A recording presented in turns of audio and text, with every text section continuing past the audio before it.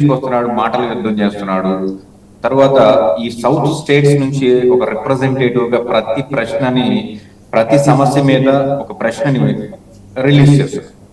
అలాగే తన యొక్క రాజకీయ తెరంగేట్రం ఎప్పుడైతుందో తెలియదు కానీ ఆయన యొక్క భావజాలం ఏదైతే ఉందో ఆ భావజాలంలో పనిచేసేటువంటి వ్యక్తులు ఎంత కింది స్థాయిలో ఉన్నా వాళ్ళ దగ్గరికి చేరువయ్యేటువంటి ఒక ప్రయత్నం చేస్తున్నాడు. అంటే డైరెక్ట్ గా జడా శ్రవణ్ కుమార్ తో గాని రావణ్ తో గాని కన్వర్సేషన్స్ చేయటం దీన్ని మనం ఒక ఉదాహరణగా చెప్పుకోవచ్చు.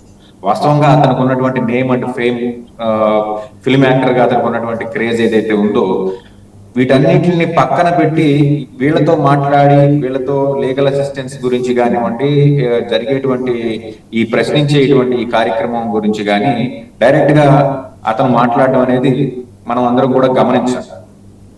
కాబట్టి ప్రకాష్ రాజ్ గారు ఏదైతే క్వశ్చన్ చేస్తున్నారో ఇవన్నీ కూడా ఒక సిస్టమాటిక్ వేలో ఉన్నాయి. దానికి రిప్లై ఇచ్చేది మాత్రం ఒక సిస్టమాటిక్ వేలో లేదని చెప్తున్నారు. మీరు ప్రకాష్ రాజ్ అడిగినటువంటి క్వశ్చన్స్ కి ఆన్సర్ చేయకుండా నువ్వు డబ్బులు ఇస్తే తీసుకొని ఇలాంటి కార్యక్రమాలు చేస్తున్నావు, లేకపోతే నీ వెనకాల వాళ్ళు ఉన్నారు వీళ్ళు ఉన్నారు అని చెప్పడం కన్నా అని నిందలేస్తున్నారు. డైరెక్ట్ గా నిజంగా అలాంటి సాంఘిక లేకపోతే సమాజానికి దూరంగా ఉన్నటువంటి కొంతమంది ఎవరైతే ఉగ్రవాదులు లాంటి వ్యక్తులు ఉన్నారు అని చెప్పేసి అని చెప్తున్నారు కదా, మరి ఎందుకు ప్రకాష్ రాజ్ ని అరెస్ట్ చేయట్లేదు కేంద్ర ప్రభుత్వం? కేంద్ర ప్రభుత్వం అరెస్ట్ చేయాలి కదా, కేసులు పెట్టాలి కదా. కనీసం ఆయన ఢిల్లీ పొద్దున్నే లేస్తే ఢిల్లీ జంతర్ మంతర్ లో ఉన్నటువంటి సోనం వాంగ్చుక్ దగ్గర ఉంటాడు, సాయంత్రం అయ్యేపాటికి రావణ్ తో మాట్లాడతాడు, శ్రవణ్ తో మాట్లాడతాడు. దేశంలో ఉన్నటువంటి సమస్యలకు అతనికి తోచిన విధంగా అతను చేస్తున్నటువంటి ప్రయత్నం అతను చేస్తున్నాడు. మరి ఇలాంటి వ్యక్తిని ఈ వెనకాల ఎవరో ఉన్నారని చెప్పేసి అని అంటున్నారు కదా, వాళ్ళని ఎందుకు అరెస్ట్ చేయట్లేదు, లేదా ప్రకాష్ రాజ్ని ఎందుకు అరెస్ట్ చేయట్లేదు అని చెప్పేసి అంటే దానికి సమాధానం coming to Nagarjuna Yadav comments. వాస్తవంగా నాగార్జున యాదవ్ చేసినటువంటి కామెంట్స్ ఏవైతే ఉన్నాయో చాలా పరుష పదజాలాన్ని వాడాడు. అది సమాజంలో ఎవరు కూడా ఆరోగ్యకరమైనటువంటి చర్చలు చేసేటువంటి పరిస్థితి కాదు. దీన్ని ఖచ్చితంగా ఖండించాలి. అయితే ఇవి ఏ సమయంలో ఇటువంటి వ్యాఖ్యలు చేయబడి, రీసెంట్ గా నేను చూస్తే పవన్ కళ్యాణ్ గారు ఆయన చెప్పు తీసి ఒక మీటింగ్ లో ఆయన సొంత పార్టీ ఆఫీస్ లో ఒక చెప్పు తీసి నా కొడకల్లారా మిమ్మల్ని అందరినీ చెప్పుతో కొడతాను అని చెప్పేసి అని ఒక మాట మాట్లాడారు అని చెప్పేసి అని సోషల్ మీడియాలో బాగా ట్రోల్ చేస్తున్నారు వైసీపీ వారు. అయితే ఆయన ఏ సందర్భంలో అంత దిగజారి మాట్లాడాల్సి వచ్చింది అని తన యొక్క ఆవేదనని మళ్ళీ ఈ రీసెంట్ టైమ్స్ లో ఆయన చెప్పుకున్నటువంటి వివరణ ఇచ్చుకున్నటువంటి వివరణ మన అందరం చూసాం.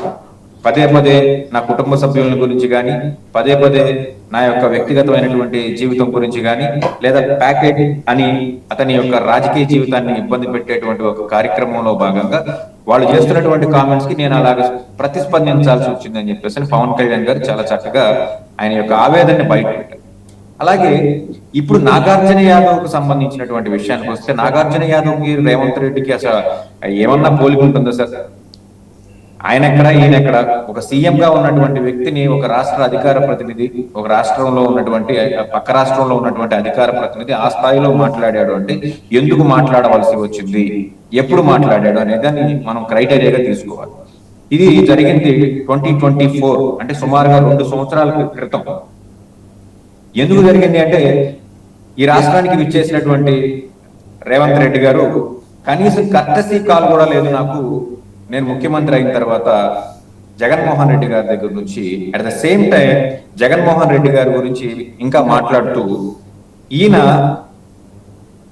పక్కనే ఉన్నటువంటి ఆ రోజు ఎలక్షన్ లో ఉన్నటువంటి బారాసా పార్టీ ఏదైతే ఉందో కల్వకుంట్ల చంద్రశేఖర్ గారికి అలాగే మన కేటీఆర్ గారికి బాగా సపోర్ట్ చేశారు కాబట్టి నన్ను ద్వేషిస్తున్నాడు, కనీసం మినిమం కర్టసీ కాల్ కూడా లేదు అని చెప్పేసి అని వ్యాఖ్యానించినటువంటి ఒక వ్యాఖ్యల్లో భాగంగా అసలు మీకు మాకు ఉన్నటువంటి వ్యక్తిగతమైనటువంటి ద్వేషాలు లేవు, మీరు ఇలా మాట్లాడారు, అందుకే మిమ్మల్ని డెలివరీ బాయ్ గానే మేము గుర్తిస్తున్నామని చెప్పేసి అని ఈయన మాట్లాడినటువంటి పరిస్థితి. చట్ట ప్రకారం చూస్తే 3 సంవత్సరాల వరకు ఇటువంటి వ్యాఖ్యలు ఎప్పుడు చేసినా ఒక 3 సంవత్సరాల వరకు లిమిటేషన్ ఉంటుంది కేసు కట్టడానికి. సో ఖచ్చితంగా ఇప్పుడు మీడియాలో ఒక ట్రెండ్ క్రియేట్ అయింది, పాత వీడియోలన్నీ తీసుకొచ్చి వాటిని చూపించి ప్రొజెక్ట్ చేయించి కేసులు కట్టడం అనేటువంటి ఒక కొత్త సంస్కృతి వచ్చింది. కాబట్టి సుమారుగా 2 సంవత్సరాల 3 నెలలు 4 నెలలు అవుతున్నటువంటి ఈ కార్యక్రమంలో భాగంగా ఈ కేసులు కట్టారు, ఈ కేసుల వాళ్ళ మీద అరెస్టులు చెప్పారు అని చెప్పేసి అని అన్నాడు. అట్ ద సేమ్ టైం ముఖ్యమంత్రి గారు, ఈ రాష్ట్ర ముఖ్యమంత్రి గారి మీద నాగార్జున యాదవ్ గారు చేసేటువంటి వ్యాఖ్యలు ఏవైతే ఉన్నాయో వీటిని మీరు ప్రొజెక్ట్ చేయడం జరిగింది. ఆ టైంకి నాకు ఉన్నటువంటి సమాచారం ప్రకారం subject of correction Chandrababu Naidu గారు ముఖ్యమంత్రి కాదు. అట్ ద సేమ్ టైం అప్పుడు జగన్మోహన్ రెడ్డి గారు లండన్ పర్యటనలో ఉన్నారు. లండన్ పర్యటనలో ఉండగా మన ఇప్పుడు హానరబుల్ మినిస్టర్ నారా లోకేష్ గారిని అరెస్ట్ చేయడానికో లేదంటే విచారణకు పిలిచినటువంటి ఒక సమయంలో, లేదా ఆయన ప్రొటెస్ట్ చేస్తున్నటువంటి సమయంలో జగన్మోహన్ రెడ్డి గారి మీద చాలా అత్యంత జుగుప్సాకరమైనటువంటి భాషను వాడిన మాట వాస్తవం. దీనికి ప్రతిస్పందనగా ఆ రోజు నాగార్జున యాదవ్ గారు ఇలా మాట్లాడిన మాట కూడా వాస్తవం. సో మనం one side of the coin చూసి రేవంత్ రెడ్డి గారిని ఇలాగా మాట్లాడడం తప్పు, చంద్రబాబు నాయుడు గారిని ఇలా మాట్లాడడం తప్పు, లేదా పవన్ కళ్యాణ్ గారు ఇలా చెప్పులు చూపించడం తప్పు అని చెప్పేసి అని మాట్లాడాల్సినటువంటి పరిస్థితి లేదు. డెఫినెట్ గా దాని వెనకాల ఉన్నటువంటి ఆ వాళ్ళని అలా ప్రేరేపించినటువంటి సంఘటనల గురించి కూడా మనం మాట్లాడాలి. ఈ రోజు నాగార్జున యాదవ్ గారి మీద కేసు కట్టారు, రేపొద్దున ఎవరైతే ఆ వ్యాఖ్యల్ని ప్రేరేపించారో వచ్చే గవర్నమెంట్ వాళ్ళ మీద కడుతుందా అనేది ఇక్కడ క్వశ్చన్ మార్క్. కాబట్టి ఇలాంటి కార్యక్రమాలు చేసేటప్పుడు ఖచ్చితంగా కొంచెం సెన్సిబుల్ గా మనం డిస్కషన్ చేయాలి. ప్రభుత్వాలు కూడా ప్రతిస్పందన కూడా చాలా సెన్సిబుల్ గా ఉండాలి. రైట్. సుజాత గారు, సో రెండు వైపులా మాట్లాడారు. ఇప్పుడు మన న్యాయవాది సింగళూరు వెంకటేష్ గారు అంటే ప్రేరేపించిన అంశాలు ఏంటి? పవన్ కళ్యాణ్ గారు మాట్లాడినా, నాగార్జున యాదవ్ మాట్లాడినా, లోకేష్ గారు మాట్లాడినా, జగన్మోహన్ రెడ్డి గారు మాట్లాడినా, ఇప్పుడు ముఖ్యమంత్రి చంద్రబాబు గారు మాట్లాడినా, ఇది తెలంగాణ పోక్సో కేసు పెట్టించుకున్న వ్యక్తి 6గురిని చంపిన హంతకుడితోటి జగన్మోహన్ రెడ్డి గారిని పోల్చినా కూడా లోపల ఏదో లుంగలు చుట్టుకున్న ఆవేదన, ఈ రాష్ట్రం ఏమైపోతోంది, ఈ రాష్ట్రంలో ఇలాంటి హత్యా సంస్కృతిని ఎందుకు జగన్మోహన్ రెడ్డి ప్రేరేపిస్తున్నాడు, ఇది మంచిది కాదు, రాష్ట్ర విశాలహితం కోసం ఆయన మాట్లాడారు అని అర్థం చేసుకోలేని ఒక దుర్బలత్వంలోకి ఈ ప్రతిపక్షాలు వెళ్ళిపోతున్నాయి.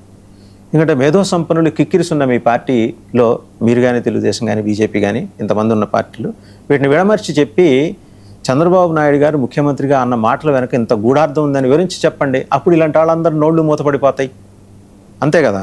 ఇప్పుడు పాపం నానాజీ గారు కూడా మాట్లాడిన దాన్ని కూడా మన డిప్యూటీ సీఎం సమర్థించారు. ఆ బయట కూడా చూద్దాం మనం, ఒకసారి చూద్దాం, బయట చూసి మీ దగ్గర వద్దాం.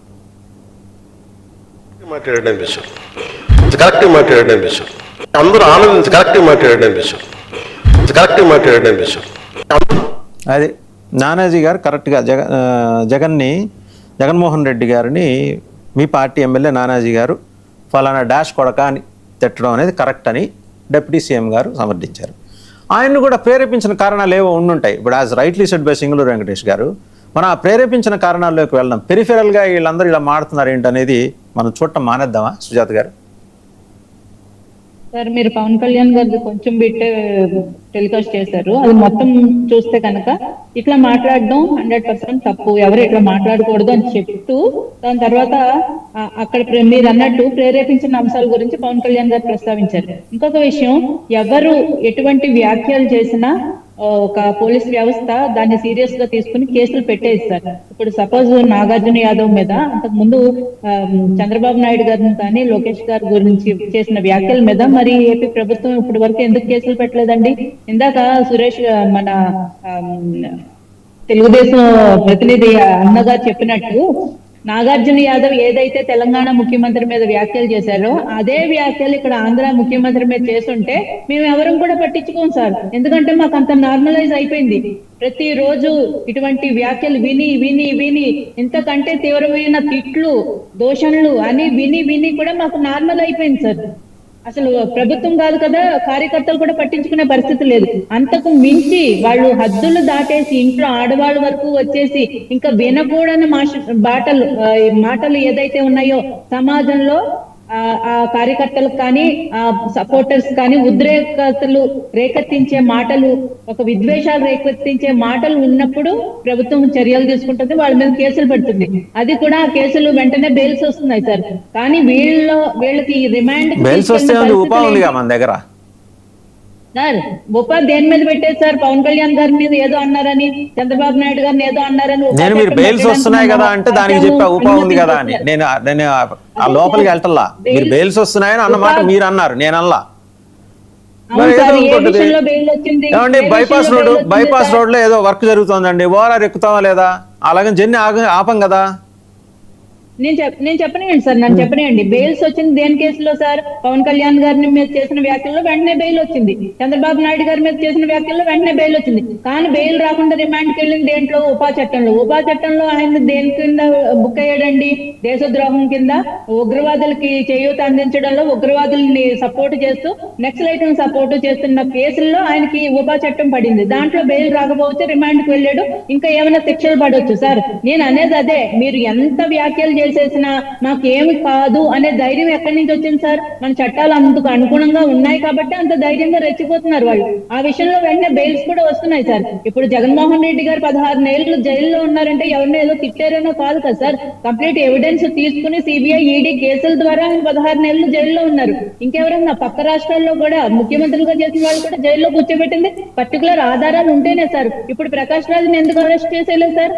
ఆయన మీద కూడా ఆధారాలు అన్ని దొరికి పక్కాగా దొరికితేనే అప్పుడు అరెస్ట్ చేస్తారు సార్. ఇప్పుడు నేను ప్రశ్నిస్తున్నాను, నేను జస్ట్ ఆస్కింగ్ అను, మీరు దిగజారిపోతున్నారని అంటే ఎవరు కేసులు పెట్టరు సార్. ఈ ప్రభుత్వం అంత అణచివేత చర్యలు ఏం చేయదు.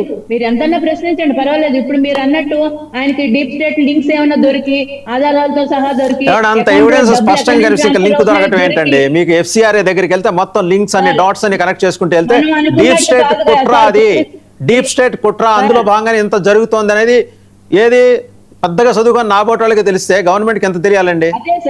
అదే సార్ మనకి అందరికి తెలుస్తుంది. తెలిసినంత మాత్రాన కేసులు పెట్టలేం సార్. దాని ఎవిడెన్స్, అవును, ఎవిడెన్స్ సేకరించాలి. మీరు గవర్నమెంట్ లో ఉన్నారు కాబట్టి సేకరించాలి. మరి ప్రభుత్వం చేస్తుంది అదే కదా సార్. మరి రిమాండ్ తీసుకుంటే ఇన్ని రోజులు ఎందుకు రిమాండ్ తీసుకున్నారు, బెయిల్ ఎందుకు ఇవ్వలేదని చట్టం ప్రకారం రిమాండ్ 14 రోజులు ఇస్తే రిమాండ్ అనండి. దాన్ని ఎవరు క్వశ్చన్ చేయరు, చట్టం ఏం చెబితే అది. నేను సార్ ఎవరినన్నా అరెస్ట్ చేశారనుకోండి, అక్రమ అరెస్టులు అంటారు. ఆయన రిమాండ్ తీసుకుని విచారిస్తేనే కదా ఇవన్నీ బయటకు వచ్చినాయి. రావణ్ ఏమనుకున్నాడు, నా ఫోన్ లో డేటా అంతా ఎరేజ్ చేస్తే పట్టుకోలేదు అనుకున్నారు. కానీ ఇప్పుడున్న టెక్నాలజీ అలా కాదని వాళ్ళకి ఇప్పుడు వరకు అర్థం కాలేదు. ఇప్పుడు అవన్నీ కూడా ఎరేజ్ చేసినవన్నీ కూడా బయటకు వచ్చినాయి కదా. అప్పటి నుంచే వీళ్ళలో భయం మొదలైంది కదా. ప్రకాష్ రాజ్ గారి, తులసి చంద్ గారి, వీళ్ళందరిలో భయం మొదలైంది. మా లింకులు కూడా బయటకు వస్తాయి అని చెప్పి.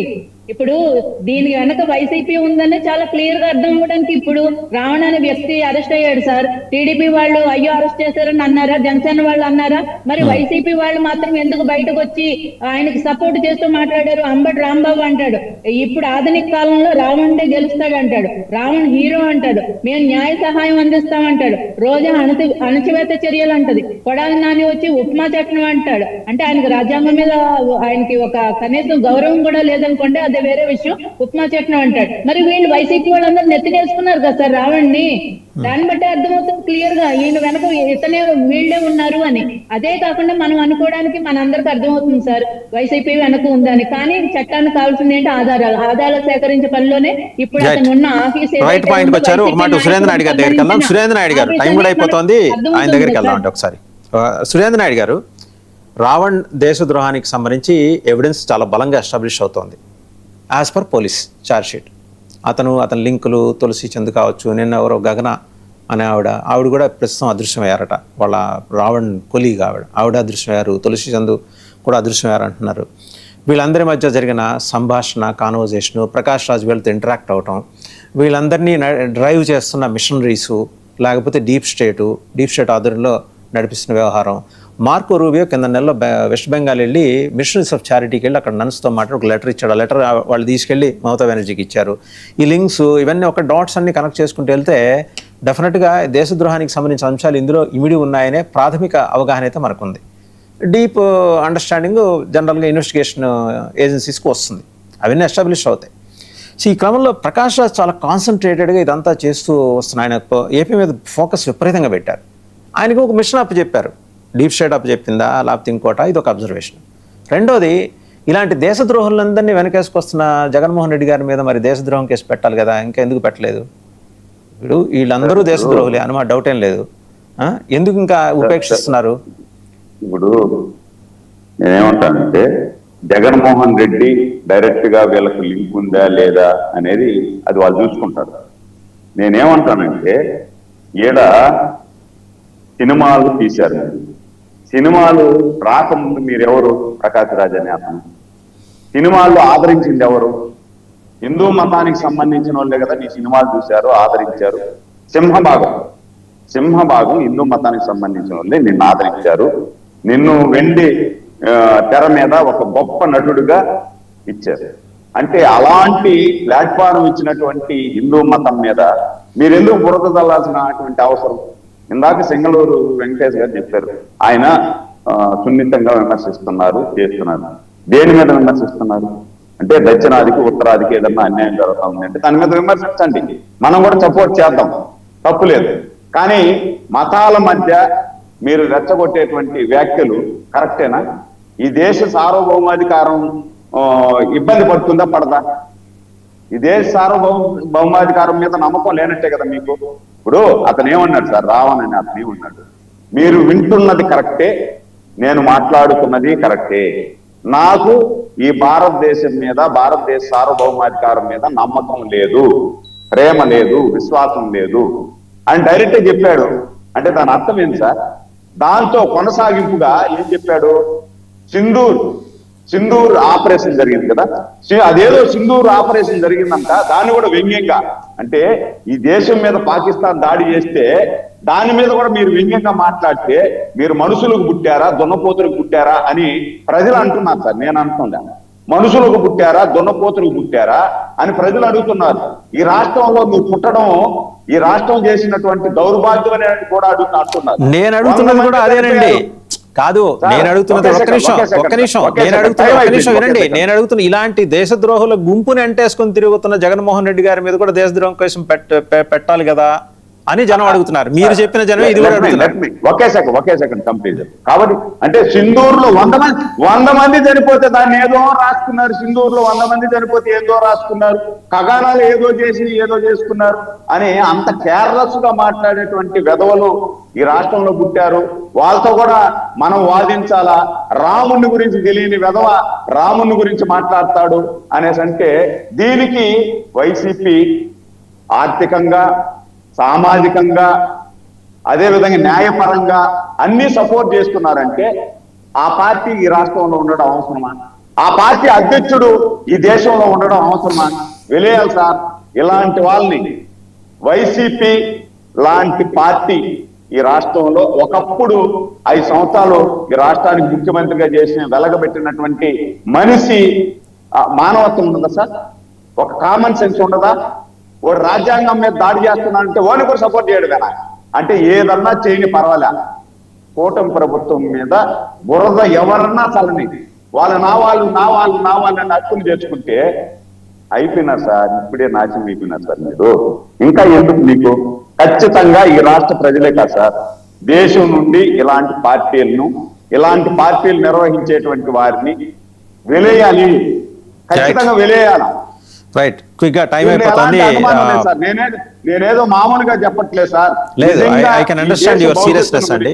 మీరు సీరియస్ గానే చెప్తున్నారు. దేశ భవిష్యత్తును గురించి మాట్లాడేవాళ్ళు కానీ, దేశ సార్వభౌమాధికారాన్ని గురించి ఆకాంక్షించే వాళ్ళు ఎవరైనా కూడా దీన్ని వ్యతిరేకించాలా? మీరు మాట్లాడండి. ఇందాక మా సోదరుడు ఏదో చెప్పాడు, ఏది అభివృద్ధి సంక్షేమం చేయలేదు, అప్పులు చేస్తున్నారు, 6 హామీస్ నెరవేర్చు, దాని మీద మాట్లాడండి మీకు దమ్ముంటే. నేను కూడా అలాగే అదే చెప్తున్నా. ఈ పిచ్చి మాటలు ఆపేసి అవి మాట్లాడండి, అదే చెప్తున్నాను. మీకు దమ్ముంటే, మీ దగ్గర శక్తి ఉంటే, మీ దగ్గర ఆధారాలు ఉంటే, స్టాటిస్టిక్స్ ఉంటే మాట్లాడచ్చు. దానికి దమ్ములు ఎందుకు? గణాంకాలు ఉంటే మాట్లాడచ్చు. దానికి దమ్ము మాట్లాడండి. మీ దగ్గర ఆధారాలు ఉంటే మీరు ఆధారాలతో పాటు మాట్లాడండి. దాని మీద సురేష్ గారు మంచి సజెషన్. సురేష్ గారు, ఈ 2 సంవత్సరాల కాలంలో కూటమి ప్రభుత్వం వచ్చిన తర్వాత ఒక్కొక్క నిమిషం ఓకే. సురేష్ గారు ఓన్లీ 1 minute అండి. తర్వాత సింగళూరు వెంకటేష్ గారు కూడా మాట్లాడారు. ఇప్పుడు మీకు దమ్ము అవి ఉంటే మాట్లాడండి. దమ్ము అక్కర్లేదు, గణాంకాలు ఉంటాయి కదా మీకు. ఐ థింక్ వాళ్ళకు ఉన్నంత లైబ్రరీ మీకు లేదులేండి. మీ మీ వ్యవస్థలన్నీ చాలా డిఫరెంట్గా ఉంటాయి. రాతియుగం నుంచి ఇంకా మీరు వాళ్ళకి మధ్యయుగంలో వేరే కూడా దాంట్లో ఉంది సార్ లైబ్రరీ. వాళ్ళకి మీకు లేవు. వేరే దాంట్లో లైబ్రరీ ఉంది. అదే. మతాల మీద, కులాల మీద. సరే, ఆయన మాట్లాడతారు. ఒక్క నిమిషం, టైం అయిపోయింది. ఆయన మాట్లాడతారు. సురేష్ గారు మీరు మాట్లాడి నెక్స్ట్ వెంకటేష్ గారు కంక్లూడ్ చేస్తారు క్విక్ గా. ఫస్ట్ చెప్పాల్సి అనుకుంటున్నది ఏంటంటే, రావణ్కి వైసీపీ సపోర్ట్ చేస్తుంది, నెత్తికెక్కించుకుంటుంది. ఎందుకు సపోర్ట్ చేస్తున్నారు? ఆర్థికంగా అన్ని విధాలా సపోర్ట్ చేస్తున్నారు అన్నారు. రాష్ట్రంలో రావణ్కి మద్దతుగా మాట్లాడింది కేవలం వైసీపీ ఒకటే కాదు, భారత కమ్యూనిస్టు పార్టీ మద్దతు ఇచ్చింది, భారత మార్క్సిస్ట్ పార్టీ సిపిఐ, సిపిఎం మద్దతు ఇచ్చాయి, పౌర హక్కుల సంఘాలు మద్దతు ఇచ్చాయి. అందరూ కూడా అతనికి సపోర్ట్ ఇచ్చారు. ఇంత మాత్రాన వాళ్ళందరూ కూడా దేశద్రోహులేం కాదు కదా. అయిపోతారు. దేశద్రోహులకు సపోర్ట్ చేసే వాళ్ళందరూ దేశద్రోహులే. దేశద్రోహులే వాళ్ళు. అవును, అదే సార్. అందుకనే మరి బయట వస్తారు కదా రావణు, ఈ ప్రభుత్వం దేశద్రోహం ఏం చేశారో నిరూపించాలి కదా. అప్పుడు అసలైన దేశద్రోహులు ఎవరు, అసలైనటువంటి కుట్రవాదులు ఎవరు అన్నది ప్రజలు తెలుసుకుంటారు. ఆ తర్వాత మనం మాట్లాడదాం మళ్ళీ. రైట్, వెంకటేష్ గారు కంక్లూడ్ చేస్తారు. ఓకే, వెంకటేష్ గారు కంక్లూడ్ చేస్తారు. చిన్న అంశం, ఎంతసేపు కులాలు మతాలు చిచ్చులు పెడుతున్నది సురేంద్ర నాయుడు చెప్పినట్టు మేం కాదు.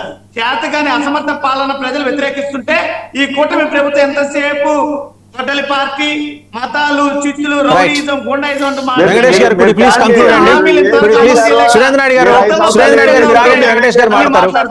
రైట్, సురేష్ గారు, సురేంద్ర నాయుడు గారు మీరు ఆగండి, వెంకటేష్ గారు మాట్లాడతారు. టైం అయిపోయింది. వెంకటేష్ గారు క్విక్ గా కంక్లూడ్ చేయండి ప్లీజ్. ఇప్పుడు రావణ్ విషయానికి వస్తే, రావణ్ దేశద్రోహి, అతను ఏదో కాంట్రవర్షియల్ కామెంట్స్ చేశాడు, నక్సలైట్ల భావజాలాన్ని ప్రొజెక్ట్ చేశాడు అని చెప్పేసి అని అంటున్నారు.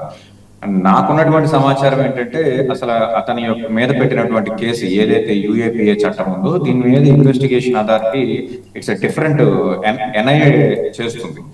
మరి ఈ ప్రాపగాండా ఏదైతే ఉందో, రావణ్తో వాళ్ళతో లింకులు ఉన్నాయి, వీళ్ళతో లింకులు ఉన్నాయి, లేకపోతే రావణ్ ఫోన్ లో డేటా తీశారు, అతను అందులో అశ్లీల వీడియోలు ఉన్నాయి, కొన్ని మెయిన్ స్ట్రీమ్ మీడియాస్ లో కూడా ఈ డేటా సంబంధించినటువంటి వ్యవహారాలన్నీ కూడా ప్రొజెక్ట్ చేసి దాని మీద డిబేట్లు నడుపుతూ రావణ్ మీద అనేక కార్యక్రమాలని క్యారెక్టర్ అసాసినేషన్ చేస్తున్నారు. ఈ డేటా ఎక్కడి నుంచి వచ్చింది అనే దాని గురించి ఎవరో మీలాంటి మేధావులు ప్రశ్నించట్లేదు వాసుదేవన్ గారు. ఎందుకంటే ఎన్ఐఏ నుంచి డేటా డైరెక్ట్ కోర్టుకు వస్తుంది తప్ప మరి రాజకీయ పార్టీలకు ఎలా వస్తుంది, మీడియా అధిపతులకు ఎలా అందుతుంది? ఏదో రాజకీయ పార్టీ మీటింగ్ లో జరిగినటువంటి వాళ్ళ యొక్క అంతర్గత సమావేశంలో ఉన్నటువంటి వీడియోలు ఏదైనా వస్తే బయటకు రావచ్చేమో, కానీ ఈ దేశాన్ని నడిపేటువంటి ఎన్ఐఏ దగ్గర ఉండాల్సినటువంటి వీడియోస్ కానివ్వండి, సమాచారం కానివ్వండి, ఇంకా మీరు అన్నట్లు ఇంకా ఛార్జ్ షీట్ అయితే ఇంకా ఫైల్ చేయలేదండి. 14 days రిమాండ్ లో ఉన్నాడు, హైకోర్టులో బెయిల్ పిటిషన్ పెండింగ్ లో ఉంది. మీన్ మీద అతను ఫోన్ ఓపెన్ చేసేసినట్టు, అందులో ఏదో అశ్లీల వీడియోలు ఉన్నట్టు, అతను 10 మంది అమ్మాయిల్ని మానసికంగా శారీరకంగా సురేంద్ర నాయుడు గారు ఒక్క నిమిషం సురేంద్ర నాయుడు గారు ఆయన మాట్లాడండి. టైం అయిపోయింది, ఆయన మాట్లాడండి ప్లీజ్, ఆయన మాట్లాడండి. ఇవన్నీ కూడా ప్రభుత్వం దగ్గర ఉండాల్సినటువంటి ఇన్ఫర్మేషన్ కాదు, దర్యాప్తు సంస్థల దగ్గర ఉండాల్సినటువంటి ఇన్ఫర్మేషన్. ఈ ఇన్ఫర్మేషన్ కాన్ఫిడెన్షియల్ గా ఉంటుంది, సీల్డ్ కవర్ లో కోర్టులో ప్రొజెక్ట్ చేయబడుతుంది. మరి ఇవన్నీ రాజకీయ ప్రతినిధులకు ఎలా తెలుస్తున్నాయి అంటే, కేవలం ఇది రాజకీయ కుట్ర ద్వారానే ఈ కేసు పెట్టారా, అందుకే వాళ్ళ దగ్గర వచ్చే సమాచారం బయటకు లీక్ అయిందా, అది certainly these topics need to be debatable అండి, నీడ్ టు బి డిబేటెడ్. దీని మీద మళ్ళీ మాట్లాడుతున్నాం. Thank you very much Venkatesh గారు, సుజాత గారు, సురేంద్ర నాయుడు గారు అండ్ పసుపులేటి సురేష్ గారు. సో ఇది రావణ్ కేసులో ఎన్ఐఏ చేతిలో ఉండాల్సిన దర్యాప్తు అంశాలు బయటికి ఎలా లీక్ అవుతున్నాయి, మీడియాకి ఎలా లీక్ అవుతున్నాయి,